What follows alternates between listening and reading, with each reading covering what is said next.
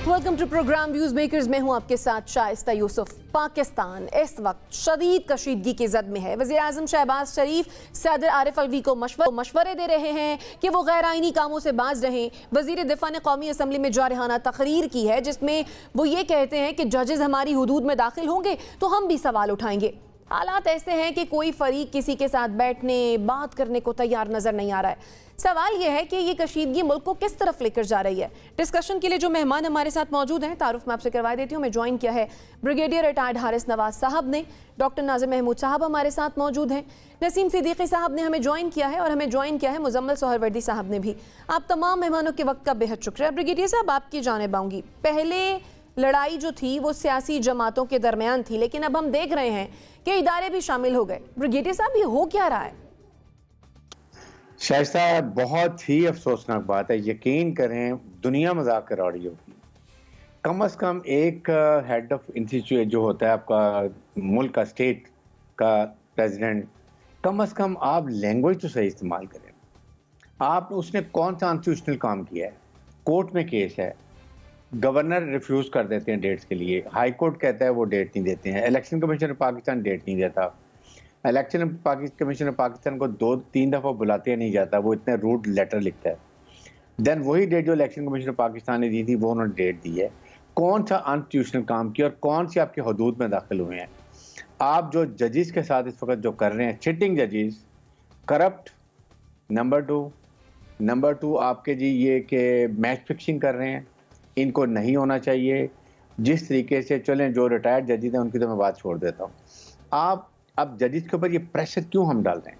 Late don't decide, जो भी decide करते हैं मुल्क के इस वक्त जजेस का इम्तिहान है, वो कॉन्स्टिट्यूशन को बात करते हैं या कोई ऐसा वाया मीडिया निकालते हैं विद इन कानून के वो कोई विन विन सिचुएशन हो और मुल्क इस वक्त जो एनार्की, पोलराइजेशन और सियासी गैर से काम है उससे ठीक हो जाए। कोई उनको लेट देम डू इंडिपेंडेंटली। आप कभी जाके वो लेके आ रहे हैं बात के जी हम पूरे बार कौंसिल भी पॉलिटिक्स में आ गई हैं। आपके सारे जो जितने लॉयर्स हैं वो आ गए हैं, सवाई इस्लामाबाद हाई कोर्ट के। लेकिन ये लेट देम डू वाली तो बात ही नहीं है ना। किसी की पसंद का कोई जज नहीं है, किसी की पसंद का कोई जज नहीं है, फलां को फलां से इख्तलाफ है, तो ऐसे में how they can do this? देखें, यही मैं बात कर रहा हूँ ना। अब आप कासिम सूरी का जब केस था, डिप्टी स्पीकर ने फिदसियन दिया था, यही 5 बार जजेस जिन्होंने उड़ा के रख दिया उसके फैसले को। तो आप ट्रस्ट करें, लेट देम डिसाइड। आप जिस तरीके से लैंग्वेज इस्तेमाल करके राना सुनावला इस्तेमाल करते हैं वो जजेस को, अब ये आपके सामने आज चल रहा था, मैं देख रहा था, वो कह रहे हैं चीफ सेक्रेटरी पंजाब को कि आपने यहीं रहना है, आपके बच्चों ने भी यहीं रहना है। एक इमरान खान ने एक लेडी एडिशनल सेशन जज के बारे में इस तरह की बात की, क्या उनके साथ किया गया? तो ये क्या ये कोई आसमान से उतर के आए हैं? तो और अब फिर सेकंड, आप गवर्नमेंट में ऑपोजिशन हो सकता है बाद वक्त कोई वो परेशान हो और वो कैसी बात कर दे। Government, you have authority and then you are interior minister. और आप आज अब मुझे बताएं कि मरियम नवाज सरगोदा में 30 गाड़ियों के साथ प्रोटोकॉल के साथ किस हैसियत पे जा रही थी? इधर प्राइम मिनिस्टर ने परसों कहा कि जी कोई ऑस्टेरिटी, कोई एक गाड़ी से ज्यादा नहीं होगा, एक प्रोटोकॉल, क्योंकि ना वो प्रेसिडेंट ऑफ पाकिस्तान है, ना वो प्राइम मिनिस्टर ऑफ पाकिस्तान है, ना उन्होंने कोई सरकारी अपॉइंटमेंट रखी है। तो किस हैसियत में उनको इतना प्रोटोकॉल, इतनी गाड़ियां दी गई? Who is responsible for that? Petrol is being used. ये PMLN को देना चाहिए, अपने पार्टी फंड से दें और प्राइवेट गाड़ियां रखें, then nobody has a problem. Second ये कि इस तरीके से हमें ये देखना है कि क्या हम हुकूमत, मैं देखें बार बार हुकूमत को इसलिए कहता हूँ कि हुकूमत की जिम्मेदारी है। आप क्या कर रहे हैं मुझे बताएं? Where are you heading the nation? आप आवाम को कोई राह दिखाएं कि देखें हम ये तरीके से हल करना चाह रहे हैं। आप वही लैंग्वेज, आप प्राइम मिनिस्टर कह रही है प्रेसिडेंट हदूद में, भाई प्रेसिडेंट ने क्या किया, आप क्या कर रहे हैं? तो मेरे ख्याल में ये चीज़ें देखने के लिए ये बहुत अहम है। इस वक्त मुल्क बहुत नाजुक दौर में है, दुनिया देख रही है। खुदा के लिए हमारे सियासतदानों को अक्ल आनी चाहिए और कोई बैठ के मसाइल का हल करें। सही, आप बिल्कुल ठीक कह रहे हैं कि हुकूमत की जिम्मेदारी है, लेकिन हम ये देख रहे हैं कि वजीर दाखिला ये कहते हैं कि इन्होंने सियासत को दुश्मनी में तब्दील कर दिया है, तो हम दुश्मनी के तरीके से इनको डील करेंगे। प्रॉब्लम ये है कि हुकूमत की तवज्जो इस वक्त जो है वो सारी दूसरी जानिब है, आवाम पर नजर नहीं आती। बहरहाल आपका पॉइंट आ गया। डॉक्टर नाज़िर, PTI गवर्नर्स पर तनकीद कर रही है, हम देख रहे हैं। PDM और वजीर आजम साहब जो है वो सदर को उन्होंने निशाने पर रखा हुआ है, वजीर आजम साहब उनको मशवरे भी दे रहे हैं। एक जज इनकी पसंद का नहीं है, दूसरा जज उनको गवारा नहीं है, ये जो भी सिचुएशन बनी हुई है इसका अंजाम होगा क्या? भाई बंद गली में जा रहे हैं। मुझे तो वो मुनीर नियाजी का शेर याद आता है कि मुनीर इस मुल्क पर आसेब का साया है या क्या है कि हरकत तेज तर है और सफ़र आहिस्ता आहिस्ता। और उन्होंने तो कहा था सफ़र आहिस्ता आहिस्ता, मुझे तो ये लग रहा है कि हम सफ़र में हैं ही नहीं, हम एक बंद गली में हैं और रुके हुए हैं। अगर आप 25 साल पहले देखें जो मसाइल थे वो भी तकरीबन वैसे ही थे, 50 साल पहले के मसाइल देखें तो वो भी तकरीबन वैसे ही थे, 65 साल पहले देखें 50s में तो भी ऐसे ही थे। तो मुझे तो बड़ा अफसोस होता है कि ये पिछले 50-60 साल में हमने बहैसियत कौम के क्या सीखा है, कुछ भी नहीं सीखा। और बार बार की गलतियों से मुल्क को नुकसान पहुंचाते हैं, माशरे को नुकसान पहुंचाते हैं, लेकिन फिर उसी सब्त में चले जाते हैं। अब ये जो मौजूदा बहरान है इसमें इसका भी बुनियादी मसला क्या है? बुनियादी मसला ये है कि हक तमाम पार्टीज़ जो हैं, यानी उसमें इदारे भी शामिल हैं, सब अपने अपने हक का बेजा इस्तेमाल करती हैं। यानी अगर हक, बास तो बेहक भी इस्तेमाल कर रही हैं, लेकिन अगर हक या जवाज़ मान भी लिया जाए, मसलन अब ये शुरू कहाँ से, मौजूदा पुरानी बात अगर छोड़ भी दें तो ये जो साल भर से जो क्राइसिस चल रहा है, देखें उनको तहरीक अदम एतमाद लाने का हक था, लेकिन उन्होंने वो हक बेजा इस्तेमाल किया, करना नहीं चाहिए था उस वक्त उनको, ठीक है।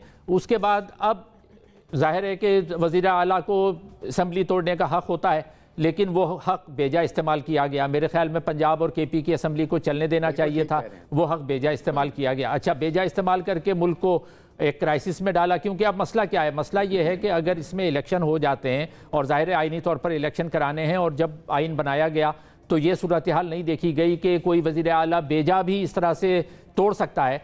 तो अब अगर इलेक्शन हो जाते हैं और इलेक्शन होने चाहिए, उसमें इन दो सूबों में हुकूमतें आ जाती हैं जिस भी पार्टी की आएँ। अब आइन ये भी कहता है कि जब इलेक्शन हो तो वो निगरान हुकूमत के अंडर में हो। अच्छा, अब आपके पास 6 महीने बाद इलेक्शन होने हैं कौमी असम्बली के, तो अगर इन दोनों सूबों में सूबाई असम्बली के इलेक्शन हो जाते हैं और नई सूबाई हुकूमतें आ जाती हैं, तो 6 महीने बाद जब कौमी असम्बली के इलेक्शन होंगे तो उस वक्त जो आइनी रिक्वायरमेंट है कि निगरान हुकूमत के अंडर में होने चाहिए, तो क्या ये सूबाई हुकूमत जो मुंतखब होकर आएगी उसको ख़त्म करके 3 महीने के लिए क्या एक निगरान हुकूमत लाई जाएगी? तो ये एक आईनी तौर पर तो एक क्राइसिस है ना, क्योंकि लेकुना होते हैं तमाम कवानीन में। लेकुना का मतलब ये कि कोई ना कोई चीज़ कहीं पर मिसिंग रह जाती है, ऐसी सूरत हाल आती है कि जिसको पहले सोचा नहीं गया। तो अब इसमें आईनी तौर पर तो यही था कि मौजूदा हुकूमत को इलेक्शन से भागना नहीं चाहिए था, इनको इलेक्शन का ऐलान करना चाहिए था। तो ज़्यादा गलती मैं समझता हूँ कि मौजूदा हुकूमत ने इलेक्शन की तारीख न देकर की है। इन्होंने जो गवर्नर इनके बैठे हुए हैं उन्होंने रुकावटें डाली, दोनों गवर्नर पंजाब के और KP के, उनको तारीख का ऐलान करना चाहिए था। अगर वो नहीं करेंगे तो जाहिर है कोई ना कोई करेगा, या सदर साहब करेंगे या जज साहिबान करेंगे, कोई तो हल निकालेगा ना। तो बेशक सदर के पास आईनी इख्तियार है या नहीं है, वो एक डिफरेंट क्वेश्चन, लेकिन बहैसियत सदर पाकिस्तान के नंबर 1 उनका एहतराम लाजमी है। गो के उनका अपना माजी कोई इतना बेदाग नहीं है, लेकिन उसके बावजूद वो सदर मुमलिकत हैं। नंबर 1 उनका एहतराम लाजमी है। नंबर 2, अगर उन्होंने इलेक्शन की तारीख दे दी है या सजेस्ट कर दी है तो इसमें कोई बुरा काम नहीं किया, क्योंकि किसी ना किसी को करना था। अब वो काम अदलिया करेगी, अगर अदलिया भी नहीं करेगी तो मतलब इलेक्शन नहीं होंगे, इलेक्शन नहीं होंगे तो वो भी गैर आईनी काम है। तो मुझे लग ऐसा रहा है कि यहाँ पर इसका हल जो है वो अदलिया को ही देना पड़ेगा, और क्योंकि अदलिया ही एक ऐसा इदारा है जिसकी अब सबको सुननी चाहिए। लेकिन जो एतराज़ात उठाए जा रहे हैं उनकी भी अहमियत अपनी जगह पर है, क्योंकि हम, और ये भी कोई नई बात नहीं है, पहले अब से नहीं, भुट्टो साहब के दौर में जब उनको एतराज़ थे जजों पे, उन्होंने नहीं हटाए। तो ये इस वक्त अगर जजों पे एतराज़ किया जा रहा है 2 पर, तो उनको शायद ये रिकंसिडर करना चाहिए अपनी मौजूदगी। और ये बात भी बहरहाल है कि जो सीनियर मोस्ट जज है, सेकंड सीनियर मोस्ट काजी फायज ईसा को मुसलसल जो बेंचेस से अलग किया जा रहा है, ये भी ठीक नहीं है। यानी इसका ये तारीख में जब लिखा जाएगा तो ये सारी बातें रकम होती हैं और इसका असर अदलिया की तारीख पे अच्छा नहीं पड़ रहा। ठीक है, आपका पॉइंट आ गया। मुजम्मिल सोहरावर्दी साहब, ये जो मैं बात अभी करने जा रही हूँ, ये मेरा ख्याल है और ये सिर्फ एक सवाल ही है, क्या अगर बेहतर नहीं था ये PDM ना बनती, ये अदम एतमाद ना लाते तहरीक इंसाफ की हुकूमत के खिलाफ, तहरीक इंसाफ अपने 5 साल सुकून से पूरे करती, तो शायद आज ये मामलात और हालात और वाकयात जो हैं वो यहाँ तक ना पहुँचे होते? नहीं, तेरा पीछे शायद RTS ना बैठता, शायद 2018 के इंतखाबात फेयर हो जाते, शायद मेरा मतलब है कि उस वक्त पॉलिटिकल इंजीनियरिंग इमरान खान साहब को लाने की ना की जाती, तो आज मुल्क के हालात ज्यादा बेहतर हो जाते। ये आपकी मर्जी तो नहीं है, आप तारीख कहाँ से शुरू कर लेंगी? नहीं, बिल्कुल नहीं, फिर 2000 शायद 2018 में अगर RTS ना बैठता, लोगों का मैंडेट चोरी ना किया जाता, तो मुल्क के हालात इतने ख़राब ना होते, एक सिलेक्टेड प्राइम मिनिस्टर ना आता तो ये बात ना होती।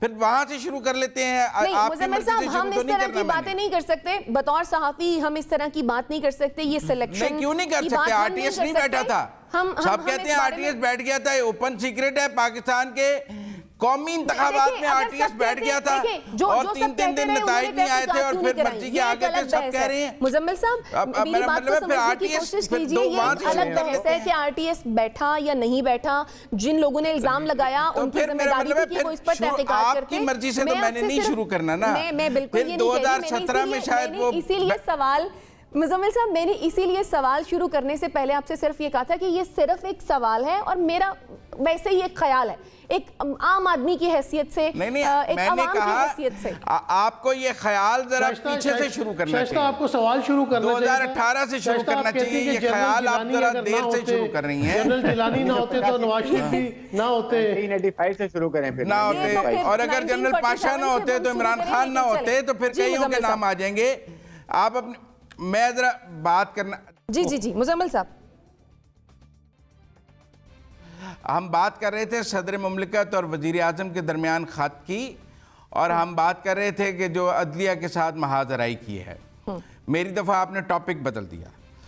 बहरहाल मैं ये कहना चाहता हूँ कि सदर मुमलिकत जो हैं वो पाकिस्तान के सुप्रीम कमांडर हैं और पाकिस्तान का सबसे बड़ा आइनी ओहदा है सदर मुमलिकत का, इसीलिए इस ओहदे को गैर सियासी कहा जाता है। आप बतौर वज़ीर आज़म तो किसी सियासी पार्टी के रुकन भी हो सकते हैं, सरबराह भी हो सकते हैं, लेकिन बतौर सदर मुमलिकत आप किसी सियासी पार्टी के बुनियादी रुकन भी नहीं हो सकते। और यही तलाक गवर्नर पर भी होता है, छोड़कर इज्जत है, यही तलाक गवर्नर पर भी होता है कि वो भी गैर सियासी होते हैं। बिल्कुल गवर्नर पर भी, लेकिन फिर गवर्नर ये कहते हैं कि मैं वैसे ही आपको बता रही थी, क्योंकि जब बात सदर की हो रही थी तो फिर गवर्नर, बात तो पूरी कर लेने दें, चलें जी, बात तो पूरी कर लेने दें। जी नहीं, पहली तो वो बहस शुरू हो गई कि 2018 से करना है या वहां से करना है, वो तो टॉपिक पर बात ही नहीं हो सकी। नहीं, मैं तो मैं ये कह रहा हूँ कि सदर मुमलिकत का ये काम नहीं है कि वो इमरान खान की और आर्मी चीफ की मुलाकातों की फैसिलिटेशन करें।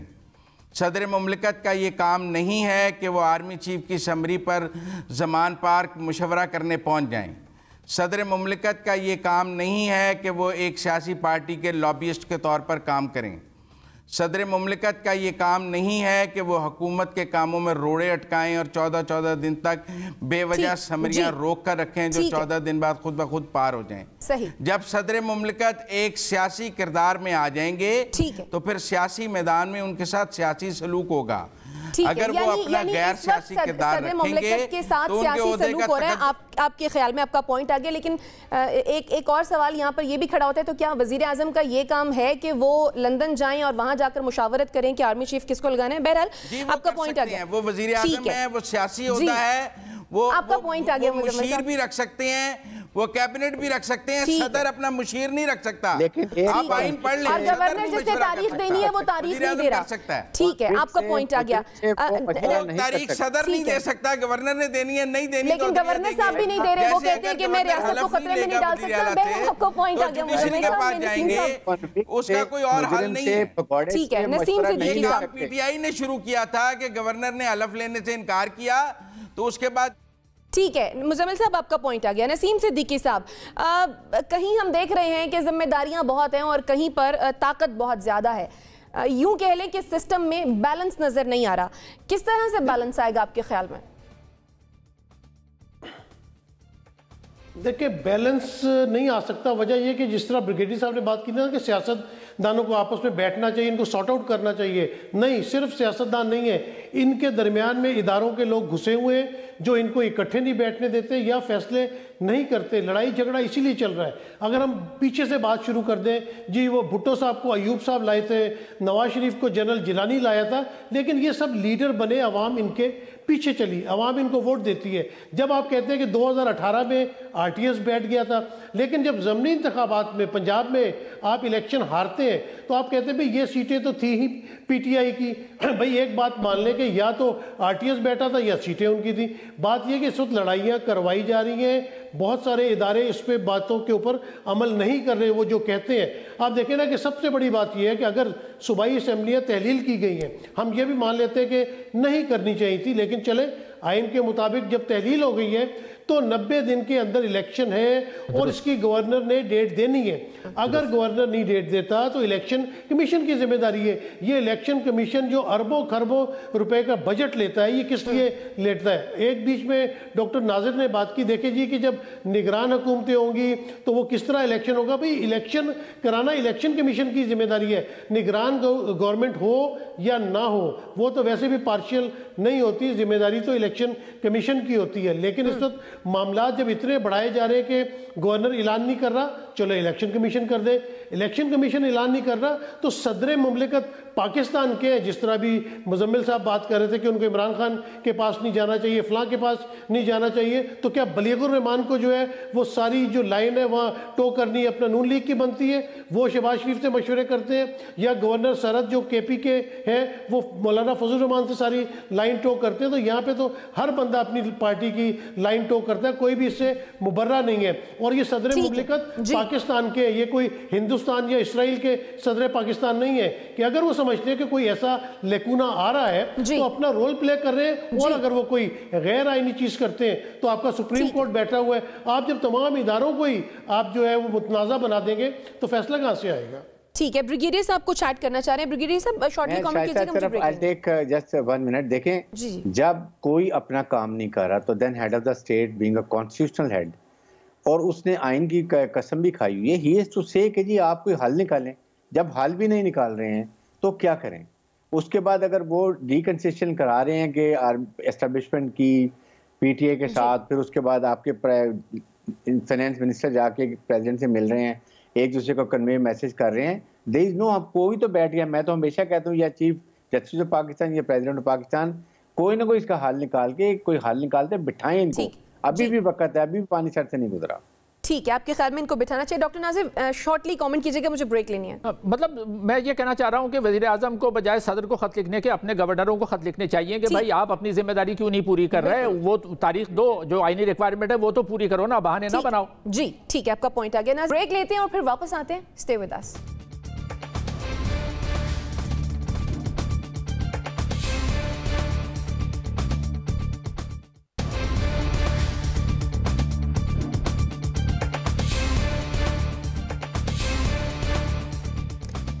Welcome back after the break. Tehreek Insaf ने पंजाब और खैबर पख्तूनख्वा में इलेक्शन की तैयारियां शुरू कर दी हैं। इस सिलसिले में दोनों सूबों के शॉर्ट लिस्टेड उम्मीदवारों के इंटरव्यूज शुरू हो रहे हैं।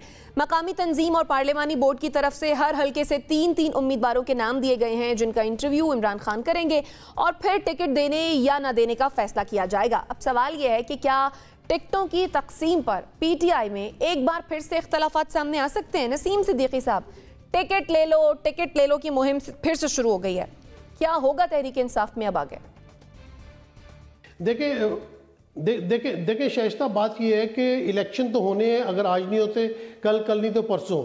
अभी ये जो जेल भरो तहरीक है ना, ये भी बड़ी मज़ेदार की, लोग तो समझ रहे हैं कि शायद इमरान खान साहब या PTI इसमें फेल हो गई है। ये इसलिए भी है कि जो लोग जेल जा रहे हैं उनको टिकटें पहले मिलेंगी। जब टिकटों की स्क्रूटनाइजेशन होगी तो उस वक्त इस क्राइटेरिया को भी देखा जाएगा कि किस किस ने गिरफ्तारी पेश की थी। और डेफिनेटली सूबा पंजाब, सूबा सरहद बहुत बड़े सूबे हैं, पंजाब के तकरीबन आधी से ज़्यादा आबादी इन 2 सूबों के अंदर है। तो इसमें जब टिकटें बांटी जाएंगी तो उस वक्त बहुत कंपटीशन होगा, बहुत लोग चाहेंगे कि PTI की टिकट उनको मिले। जिस तरह इस वक्त PTI की पॉपुलैरिटी जा रही है या इमरान खान साहब की पॉपुलैरिटी जा रही है, तो PTI की टिकट्स की डिमांड बहुत ज़्यादा होगी। तो अगर वक्त से पहले PTI ने ये प्रैक्टिस शुरू कर दी और इमरान खान साहब ने एप्लीकेशनें मांग ली और वो चाहते हैं कि उनके इंटरव्यूज़ भी करें। और आपको याद होगा कि जब कुछ नशिस्तों के ऊपर ज़मनी इंतखाबात में शिकस्त भी हुई थी तो इमरान खान साहब ने कहा था कि अब इस दफ़ा टिकटों की जो तकसीम है मैं खुद करूँगा। तो मेरे ख्याल से ये उसी बात का शाखसाना है कि इलेक्शन की बात चल रही है, कल को इलेक्शन तो होने हैं। जिस तरह आपको याद होगा कि तहरीक इंसाफ ने 2014 में धरना दिया था, लेकिन आके इलेक्शन तो 2018 में हुए थे। लेकिन अभी भी ये कि इसी साल में इलेक्शन हो सकते हैं और उन्होंने अभी से अपनी प्रैक्टिस शुरू कर दी है। ठीक है। अच्छा मुजम्मिल सोहरावर्दी साहब, इमरान खान खुद इंटरव्यूज़ करेंगे, अब तक के रिकॉर्ड के मुताबिक आपके ख्याल में क्या उनकी सिलेक्शन ऐसी है कि वो बेहतर नुमाइंदे चूज़ कर सकें? नहीं, सिलेक्शन ही तो उनकी बुरी आ रही है। जिसको भी लगाते हैं बाद में वो यही कहते हैं गलत हो गया, और जिसको भी लगाया बाद में उससे बुरा भलाई का। लेकिन मैं समझता हूँ कि ठीक पिक्चर जो है वो पेश की है नसीम साहब ने, कि जेल भरो तहरीक की नाकामी के बाद के लोग गिरफ्तारियां नहीं दे रहे और बड़ी बुरी तादाद में लोगों के सामने आए, उसके बाद इमरान खान साहब के पास एक ही हथियार रह गया कि वो कहें कि मैं उसको टिकट नहीं दूंगा जो गिरफ्तारी नहीं देगा, और वो इंटरव्यू शुरू कर दें और कहें कि आपने गिरफ्तारी नहीं दी लिहाजा मैं आपको टिकट नहीं देता। एक ही ब्लैकमेलिंग पॉइंट है इमरान खान साहब के पास, क्योंकि वैसे तो हमने लाहौर में, पेशावर में, पिंडी में देख लिया कि जितनी सीटें हैं उतने लोग भी गिरफ्तारी देने के लिए बाहर नहीं आ रहे थे। कल पेशावर में भी आवाज़ें लगती रहीं कि वैन तैयार है, वैन तैयार है, लोग निकल जाते थे। तो अब ये जो जेल भरो तहरीक की नाकामी को कवर अप करने के लिए ये ठीक कह रहे हैं नसीम साहब कि टिकट ले लो, टिकट ले लो, गिरफ्तारी दे दो, टिकट ले लो, गिरफ्तारी दे दो, टिकट ले लो, गिरफ्तारी की आवाज़ें लगाई जा रही हैं ताकि किसी तरह इज़्ज़त जो है वो तहरीक इंसाफ की बच जाए। ये बात ठीक कर रहे हैं नसीम सिद्दीकी साहब कि अब इमरान खान साहब के पास यही एक वाहिद ऑप्शन रह गया था। ठीक। अच्छा डॉक्टर नाज़िर, हालिया तारीख ने देखा है कि सबसे ज़्यादा बेवफा सियासतदान या मुनहरिफ सियासतदान तहरीक इंसाफ से निकले हैं। अब ये जो टिकट्स की तकसीम होगी, क्या गारंटी है कि इस बार ऐसा नहीं होगा? वैसे तो मुझे आपकी इस स्टेटमेंट से मुकम्मल इत्तेफाक नहीं है कि सबसे ज़्यादा बेवफा पीटीआई के हैं। किस दूसरी जमातों के भी बेवफा रहे हैं, चाहे वो पीपल्स पार्टी के हों, चाहे वो नून लीग के हों, किसके बेवफा नहीं रहे और वो चलते रहे उन्हीं के इशारों पे जहाँ से डोरियाँ हिलाई जाती हैं। तो अब ये मैं नहीं समझता कि पीटीआई पे ये इल्ज़ाम दिया जा सकता है इनके सियासतदानों पे कि ये सबसे ज़्यादा बेवफा है। 20-25 जो मुनहरिफ अरकान होता है दूसरी पार्टीज में भी हुआ है मुख्तलिफ औकात में, वो मैं तारीख में नहीं जाना चाहता। लेकिन मुझे इस बात पे हंसी आ रही है कि ये जो जेल, इस बात पर फैसला होगा कि जेल में जो जाएगा उसको टिकट मिल जाएगा। तो ये पहले तो जिन्नात फैसले करते थे, तो अब ये बड़ी तरक्की हुई है कि जिन्नात के फैसलों से अब वो जेल के फैसलों तक पहुंच गए। यानी पहले जिन्नात ने फैसला किया था, नसीम साहब दे रहे हैं ना, अब वही तो मैं कह रहा हूं कि पहले जिन्नात ने फैसला किया कि जी आप मेरिट को छोड़ दें। जो इनके पुराने कारकुन थे पंजाब में, ये जो अगर इख्तलाफात आ सकते हैं तो सबसे ज़्यादा ये पंजाब में होगा, केपी में शायद इतना ना होगा तो वहाँ भी, लेकिन पंजाब में क्यों होगा? देखिए पंजाब के साथ पीटीआई ने बड़ी ज़्यादती की है, इमरान खान साहब ने ज़ाती तौर पर ज़्यादती की है। उन्होंने अपने उन तमाम वफादार, क्योंकि टिकट देने का फैसला मेरे ख्याल में हर पार्टी को अपने एक जमहूरी स्ट्रक्चर से करना चाहिए। पीटीआई में भी कोई जमहूरियत नहीं है, उसमें भी शख्सी आमरीत है जैसे दूसरी पार्टियों में शख्सी आमरीत है। नून लीग में भी नवाज शरीफ, पीपल्स पार्टी में आसिफ जरदारी, तो पीटीआई भी उससे मुख्तलिफ नहीं है। होना ये चाहिए था कि इनका भी एक अपना जमहूरी स्ट्रक्चर होता, इनके निचले लेवल पे इनकी पार्टी ऑर्गेनाइजेशन हो। सारी पार्टियों को इस चीज़ की ज़रूरत है कि निचले यूनियन काउंसिल, तहसील और डिवीजन लेवल पे एक सूबाई स्ट्रक्चर हो और उस स्ट्रक्चर में जो कारकुन काम कर रहे हैं पार्टी के लिए उनको टिकट दिया जाए, जो उनके रहनुमा मकामी निकलें, जिनकी शोहरत जो है वो बेदाग हो। लेकिन होता क्या है कि अगर इन चीज़ों पर फैसला किया जाना है कि कौन जेल में चला गया, कौन नहीं जेल में चला गया, तो ये पीटीआई की उसी पॉलिसी का तसलसल होगा कि मेरिट पे तवज्जो नहीं देनी है, या जिन्नात पे तवज्जो देनी है, या जेल पे तवज्जो देनी है। उस्मान बुज़दार को लेकर आए, वो मेरिट पे बिल्कुल नहीं थे, उनको यूनियन काउंसिल से उठा के 12 करोड़ का सूबा उनके हवाले कर दिया, उन्होंने पंजाब का सत्यानाश किया। उसके बाद परवेज़ इलाही का कोई मेरिट नहीं बनता था वज़ीर आला बनाने के लिए, लेकिन इमरान खान ने उनको सपोर्ट करके वज़ीर आला बनवा के रहे वो। तो अब परवेज़ इलाही साहब ने बड़ा शातिराना चाल खेली थी कि अब वो पीटीआई में शामिल क्यों हुए। अब वाजे हो रहा है ना, अब जो पंजाब के लेवल पर टिकटों के फैसले होंगे, परवेज़ इलाही की अपनी तो कोई हैसियत नहीं थी ना, उनके तो 5-10 उम्मीदवार भी नहीं थे नशिस्तें। अब वो अपनी नई हैसियत में पूरे पंजाब में अपने वफादारों को टिकट दिलवाने में एक अहम किरदार अदा कर सकते हैं, और उसका पीटीआई को नुकसान होगा, क्योंकि पंजाब की आवाम ये कहना गलत है कि पंजाब में पीटीआई की बड़ी हिमायत है। ये एग्जिजरेशन है, बड़ा चढ़ा के बयान किया जा रहा है। पंजाब की आवाम भी मैं समझता हूँ पीटीआई से बेजार हो गए थे, और खासतौर पे उस्मान बुज़दार की वजह से बेजार हो गए थे। अब अगर ये अच्छे फैसले करेंगे तब तो ये कामयाब होंगे, लेकिन मुझे पीटीआई पंजाब से भी कामयाब होती नजर आ नहीं रही है। ठीक है। अच्छा ब्रिगेडियर साहब, हर हलके से 3 लोग जो हैं वो शॉर्टलिस्ट किए हुए हैं, जाहिर है टिकट तो किसी एक को मिलेगा, तो अब जिन 2 को नहीं मिलेगा, इस बात की क्या गारंटी है कि वो पाकिस्तान तहरीक इंसाफ का हिस्सा रहेंगे? फिर क्या होगा?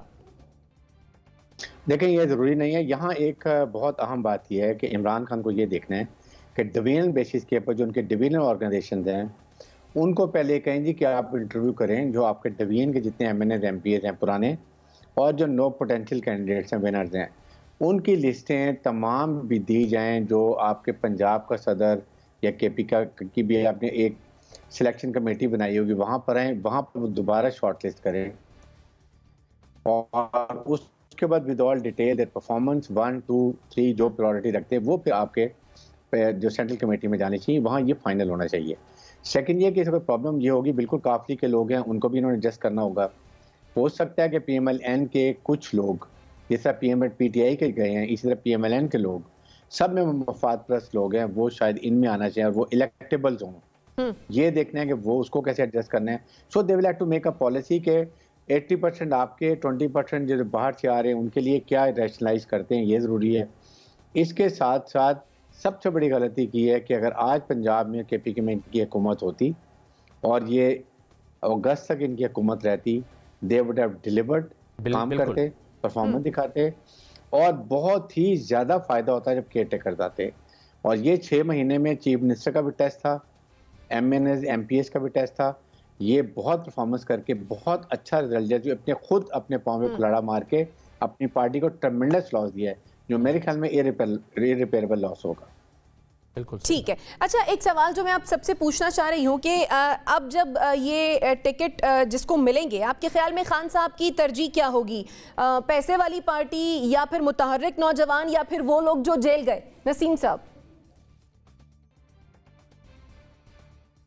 देखिए शाइस्ता इन सारे क्राइटेरियाज के ऊपर काम हो सकता है। कई लोगों को आपको देखना पड़ेगा कि अगर कहीं पे आपको पता है पैसे वालों की भी ज़रूरत होती है, पार्टी फंड्स चाहिए होते हैं, कोई इलेक्शन आप आराम से नहीं लड़ सकते, उसमें बहुत पैसा लगता है। इलेक्शन कमीशन को इस बात पे भी तवज्जो देनी चाहिए कि वो सही स्क्रूटनाइजेशन करे, वो इन चीज़ों पे ध्यान नहीं देता। दूसरा जो हार्ड कोर वर्कर्स हैं उनको भी टिकट दिया जाएगा। और मैंने जिस तरह मुजम्मिल साहब ने बड़े चीज़ें लिए मेरे बयान के, मैंने कहा एक ये भी क्राइटेरिया हो सकता है कि वो देखेंगे कि कौन लीडर आगे बढ़ा था, किसने जेल भरो तहरीक में साथ दिया। तो इस वजह से तीनों चीज़ों को वो मेरे ख्याल से मद्देनजर रखेंगे। ठीक है। डॉक्टर नाज़िर, मेरे ख्याल में ये जेल भरो तहरीक जो है ये एक बड़ी खोखली तहरीक है और अगर इस पर फैसला होगा तो इसका मतलब ये कि फैसला इस बात पर होगा कि कौन ज़्यादा खोखला है और किसमें सोचने समझने की सलाहियत कम है, जो सिर्फ अपने लीडर के कहने पर एक ऐसी मुहिम में शामिल हो जाता है जिसके कोई नतीजा नहीं निकलना, जिसका मुल्क को नुकसान होना है हर हालत में। ठीक है। मुजम्मिल साहब। मेरे ख्याल में इमरान खान साहब ने एक कंपनी को सर्वे कंपनी भी हायर की है और वो हल्का वाइज ये रिपोर्ट भी ले रहे हैं कि कौन जीत सकता है और कौन नहीं जीत सकता। मैंने उस हवाले से काफ़ी देखा है कि मसलन सांगला हिल का एक हल्का है जहाँ तारिक बाजवा साहब PTI में नहीं थे, लेकिन पिछली दफ़ा उन्होंने आज़ाद 69,000 वोट लिए थे जबकि PTI के कैंडिडेट ने 68,000 लिए थे। तो उन्होंने तारिक बाजवा साहब को PTI में शामिल करने की ऑप्शन ली है कि मैं अपने पुराने कैंडिडेट को नहीं दूंगा, नया शामिल करूंगा। तो वो ये कोई मेरिट नहीं है, ये जो जीत सकता है सर्वे में, जो विनिंग कैंडिडेट है उसको वो टिकट देना चाहते हैं क्योंकि इमरान खान साहब इलेक्शन हारने को अफोर्ड नहीं कर सकते। उनका भी ये डू एंड डाई का इलेक्शन है, उनके लिए बहुत सीरियस इलेक्शन है, विनिंग हॉर्सेस का इलेक्शन होगा, सपोर्ट नहीं है, ठीक है, कोई हिमायत हासिल नहीं है, अपने सर पे लड़ना है। तो उन्होंने बड़ी प्रोफेशनल सर्वे कंपनी हायर की है जो हल्का वाइज उनको रिपोर्ट दे रही है और वो विनिंग कैंडिडेट्स को देंगे। ठीक है। ब्रिगेडियर साहब।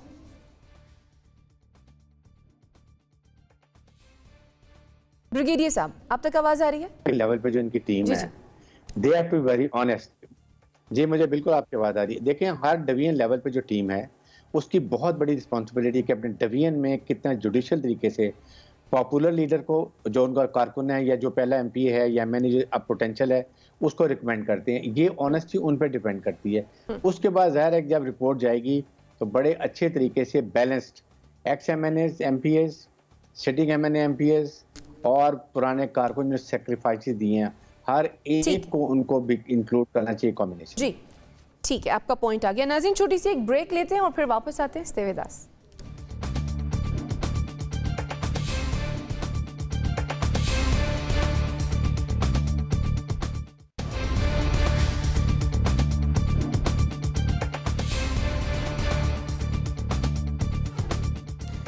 Welcome back after the break. मुल्क में मौशी हालात पहले ही अच्छे नहीं हैं। महंगाई की वजह से लोग परेशान हैं और अब डॉलर की बढ़ती कदर, बिजली की कीमतों में इजाफे के बायस पावर लूम्स इंडस्ट्री बंद हो रही है। दूसरी तरफ IMF ने एक बार फिर से शरह सूद में इजाफे का मुतालबा कर दिया है। सवाल यह है कि पाकिस्तान इन मौशी हालात से कब निकलेगा।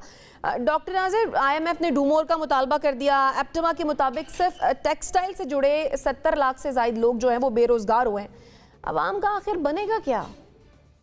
बहुत बुरी सूरत हाल है और बेरोज़गारी जितनी तेज़ी से बढ़ रही है उसमें कमी का कोई रास्ता नज़र नहीं आ रहा। डॉलर की जो कीमत की हम बात कर रहे हैं, डॉलर की कीमत ऊपर क्यों जा रही है? इसलिए कि डॉलर हमारे पास है नहीं। वही सप्लाई और डिमांड की बात है। अब डॉलर हमारे पास आएंगे कहाँ से? या तो हम ज़रूरत से मांगें। सही तरीका ये था कि हमारी इंडस्ट्री, हमारी एक्सपोर्ट्स इतनी होती हैं कि हम वो डॉलर बाहर से मंगा सकते। पड़ोसी मुल्कों को देख लें, बांग्लादेश को देख लें, इंडिया को देख लें, उनकी एक्सपोर्ट्स कहाँ से कहाँ पहुँच गई हैं पिछले 50 साल में, और हम कहाँ पर खड़े हुए हैं। और ये हुआ क्यों है?